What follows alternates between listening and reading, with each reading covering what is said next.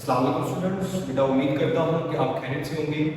बेटा आज मैं आपके लिए लाया हूँ चैप्टर नंबर 11 का एक इंतहाई अहम लेक्चर, जिसमें आज हम डिस्कस करेंगे मोलर स्पेसिफिक हीट।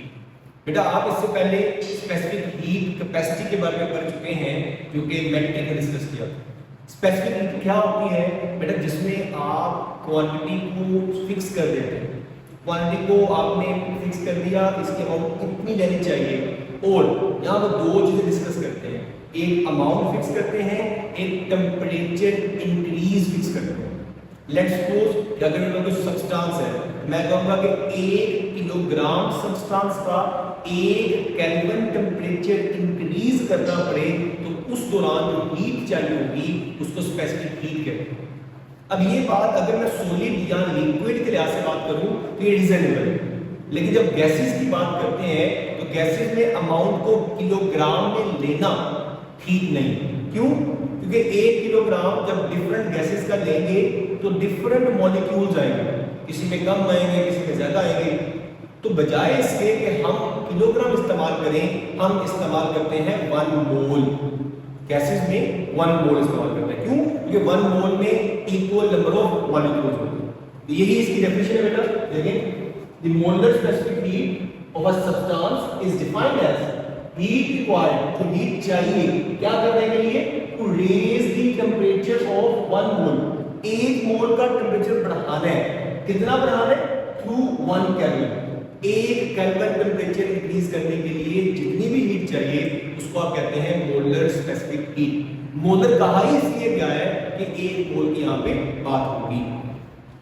अब देखिए यहाँ पे एक बड़ी अहम बात लिखी है कि गैसेस जो है ना वो सफर करती हैं variation in pressure and volume, कि ये वॉल्यूम और प्रेशर दोनों के साथ अलग अलग इफेक्ट रखती है, इसलिए इनको सेपरेटली डिस्कस नहीं करेंगे।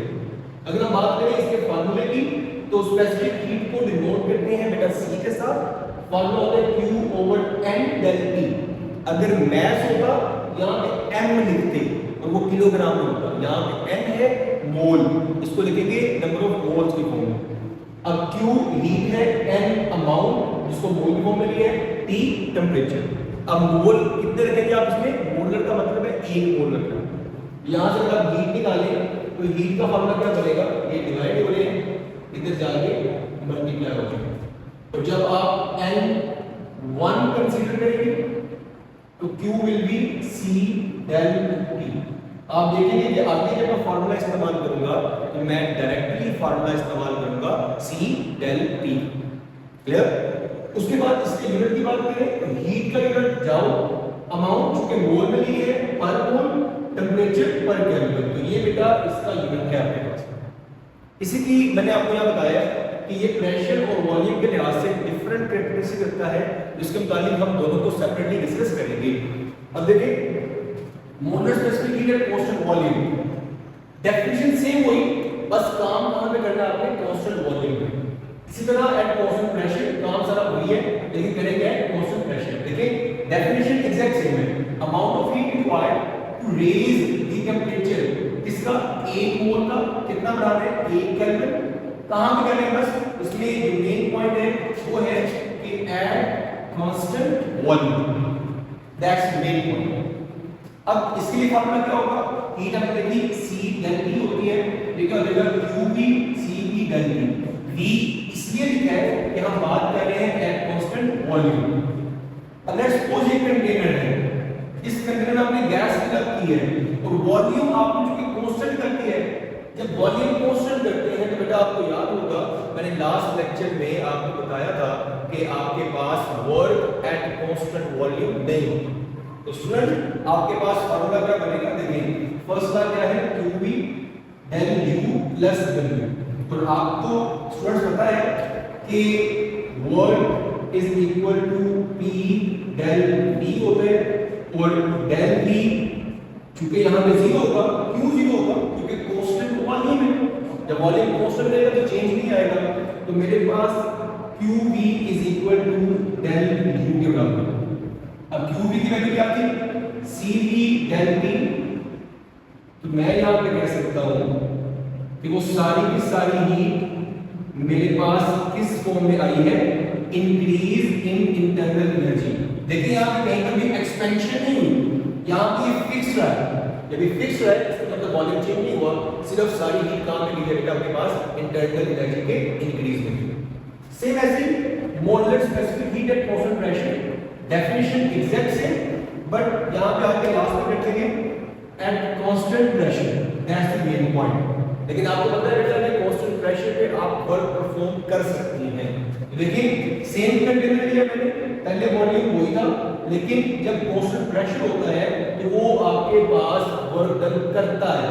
तो यहाँ पे देखिए ये वॉल्यूम में चेंज आएगा, जब वॉल्यूम में चेंज आएगा तो वर्क भी परफॉर्म होगा। तो फार्मूला क्या बनेगा, QP Cp del V। अब फर्स्ट का फार्मूला क्या होता है, QP del U plus W। ये इसको हम अभी इंप्लीमेंट आगे करेंगे। अब यहाँ पे मोलर स्पेसिफिक हीट में एक इंतहाई अहम पॉइंट है जो आप इसकी डेरिवेशन में करेंगे। इसकी डेरिवेशन आपके पास बेटा एक इस चैप्टर का इंपॉर्टेंट लॉन्ग क्वेश्चन भी है, ठीक है। अब देखिए यहाँ मैंने पॉइंट किया है कि जब आप किसी भी सब्सटेंस को कांस्टेंट प्रेशर पे हीट करते हैं ना, तो उसमें इंक्रीज इन इंटरनल एनर्जी भी होनी है और वर्क भी होना है। अब अहम बात क्या थी कि इसमें इंक्रीज इन इंटरनल एनर्जी उतनी ही होनी है जितनी कांस्टेंट वॉल्यूम पे होती है। मतलब देखिए when one mole is heated eight constant pressure the internal energy increase कितनी, बाय द सेम अमाउंट, उतनी ही अमाउंट के साथ एज एट कांस्टेंट वॉल्यूम, जितना कांस्टेंट वॉल्यूम पे होगा। मतलब यहां पे डेल U होगा वो Cv डेल E के बराबर ही रहेगा, सेम रहेगा, वो चेंज नहीं होगा, एक्स्ट्रा वर्क होगा आपके पास उस केस में। अब यहां पे प्रूव करना आपने Cp Cv is equal to R। अभी Cp क्या है, Cv क्या है, आपको बेहतरीन तरीके से क्लियर हो चुका होगा। अब इसको ड्राइव करने के लिए फर्स्ट लॉ इस्तेमाल करेंगे और हीट इस्तेमाल करेंगे। जो प्रोसेस आप ले रहे हैं यहां पे वो ले रहे हैं एट कांस्टेंट प्रेशर।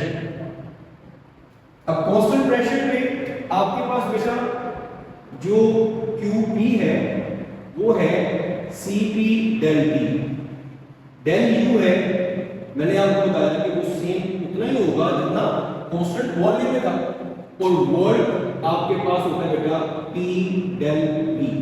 जब यहां प्लेस करेंगे Cp del T Cv del T plus P del V, आप बेटा इसको मार्क कर लें एज एन इक्वेशन 1। अब एक कांसेप्ट यहां पे इस्तेमाल करना है, वो है according to general gas law. वो क्या है आपके पास, उसकी स्टेटमेंट होती है PV is equal to nRT। और चूंकि हम यहां बात करते हैं 1 मोल की, मतलब n यहां पे 1 है, तो PV is equal to RT। और यहां पे चूंकि कांस्टेंट प्रेशर पे वॉल्यूम चेंज होगा, देखिए जी जब वॉल्यूम चेंज होगा ऑब्वियसली बात है कि इसका टेंपरेचर भी क्या करेगा, चेंज करेगा। हमारे पास यहां पे क्या होगा, हमारे पास यहां पे P del V की वैल्यू आ चुकी है, जो हम क्या कर सकते हैं, पुट इन इक्वेशन 1। इक्वेशन 1 में जैसे ही पुट करेंगे देखते हैं क्या फॉर्म बनती है। देखिए Cp del T Cv del T plus R delta T। तो यहां से बेटा देखें मेरे पास डेल T कॉमन आ गया, Cv प्लस R, ये डेल T इस डेल T से बेटा क्या हो गए, कैंसिल हो गए। तो फॉर्मूला क्या बनेगा मेरे पास, Cp is equal to Cv plus R। ये प्लस हो रहा है, इतना क्या हो जाएगा, माइनस हो जाएगा। यही बेटा हमारा आज के लेक्चर का कंक्लूजन जो हमने यहाँ पे ड्राइव करना है कि Cp minus Cv is equal to R। अब ये R था क्या, ये R बेटा आपके पास था जर्नल गैस कांस्टेंट, जिसकी वैल्यू कितनी होती है 8.314 जूल पर मोल पर केल्विन। क्लियर? तो ये आपके पास कंक्लूजन आ चुकी है। अब यहाँ पे एक और एमसीक्यूज के हवाले से बड़ी अहम चीज है कि सन specific heat capacity at constant pressure और molar specific heat at constant volume, इनमें से किसकी वैल्यू ज्यादा होती है? तो स्टूडेंट्स देखें यहाँ पे आपके पास क्लियर है कि Cp is equal to Cp plus R, मतलब Cp में R ऐड होगा तो वो Cp के बराबर बनेगा। तो ये वेरी क्लियर कि Cp is greater than Cv। कितना ग्रेटर है? By factor R। जितनी R की वैल्यू होगी उतना molar specific heat at constant pressure ज्यादा होगा एट कांस्टेंट वॉल्यूम के लिए। एक तो ये कांसेप्ट है। दूसरा कांसेप्ट स्टूडेंट ये है कि आपके पास यहां पे देखें, अगर तो यहां पे कांस्टेंट वॉल्यूम में कोई वर्क परफॉर्म नहीं हुआ था। जब वर्क जीरो हो जाता है तो जब वर्क जीरो हो गया तो सारी हीट कहां पे गई? इंटरनल एनर्जी में गई। लेकिन यहां पे इंटरनल एनर्जी के साथ वर्क भी हुआ, जो इस बात की क्लैरिफिकेशन देता है कि molar specific heat constant volume के लिहाज से, molar specific heat at constant volume के लिहाज से वो क्या होती है? ज्यादा होती है। उम्मीद करते हैं स्टूडेंट्स कि आपको ये लेक्चर समझ आया होगा। बहुत जल्द नए लेक्चर में हासिल होंगे। अल्लाह हाफ़िज़।